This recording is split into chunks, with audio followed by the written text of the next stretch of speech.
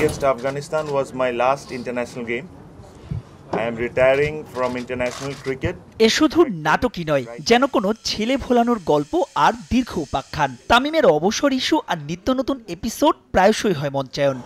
ছোটবেলা থেকে চরম দায়িত্বহীনতার পরিচয় দিয়ে চোখের জলে গেল বছর আফগান সিরিজের মাঝপথে আন্তর্জাতিক ক্রিকেটকে বিদায়। পরদিনই প্রধানমন্ত্রীর হস্তক্ষেপ, তামিম আবারও ফেরার ঘোষণা দিলেন আন্তর্জাতিক ক্রিকেটে, তবে রেখে দিলেন নানা যদি কিন্তু। তারপর ফিটনেস ইস্যুতে জায়গা পেলেন না বিশ্বকাপ বহরে। এসব ক্রিকেটের দেশে ভক্তদের জানা গল্প।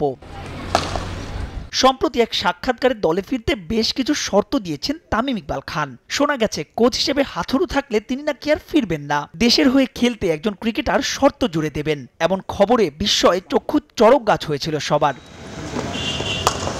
তবু সোনার ডিম পাড়া হাঁস, ওপেনিংয়ে এখনো অনেকেরই পছন্দ তামিম। তাই তো খান সাহেবকে ফেরাতে নানা সময় বিসিবি নিয়েছিল নানা উদ্যোগ। মাঝে বোর্ড সভাপতির দায়িত্ব দিয়েছিলেন দুই পরিচালক, ক্রিকেট অপারেশনসের চেয়ারম্যান জালাল ইউনুস আর এনায়েত হোসেন সিরাজকে। দুজনের সঙ্গে বৈঠক হয়েছে তামিমের, এসব খবরও পুরনো।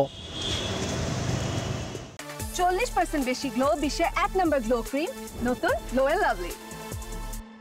তবে নতুন খবর দিলেন নাজমুল হাসান পাপন, জানান আসছে বছরে নাকি জাতীয় দলে ফিরতে পারেন তামিম। এবার অপেক্ষায় বোর্ড সভাপতির সঙ্গে বৈঠকের। এটা যে বোর্ডের উপরেই সব নির্ভর করছে তা না, এটা তার উপরও তো সিদ্ধান্তের উপরে নির্ভর করছে। আমার যতটুকু লাস্ট ওর সাথে যোগাযোগ হয়েছে তখন কথা ছিল যে ও প্রথমে জালাল ইউনুস অপারেশন সাইড এবং আমাদের সিরাজ ভাই ওনাদের সাথে বসবেন, তারপর আমার সাথে বসবেন। ওনাদের সাথে বসেছে, আমার সাথে এখন বসবেন। আমি যেটা শুনেছি, মানে আমি বলছি ওর কাছ থেকে শোনার আগে কমেন্ট করা উচিত না। আমি যেটা শুনেছি ও বলেছে ও সামনের বছর থেকে খেলবে। তবে বিপিএল এ নিয়মিত ব্যাট হাসলেও চলমান ঢাকা প্রিমিয়ার লিগে তামিমের পারফরমেন্স গড়পড়তা। তার চাইতেও বড় কথা আগামী বছরের ফেব্রুয়ারিতে বসার কথা ওয়ানডে ফরম্যাটের চ্যাম্পিয়ন্স ট্রফি। টি-20কে আগেই গুড বাই বলা তামিম আদৌ কোন ফরম্যাটে ফিরবেন, আর বাস্তবতা মেনে ওয়ানডে দলে তার জায়গা হবে তো, এমন প্রশ্ন কিন্তু রয়েই যায়।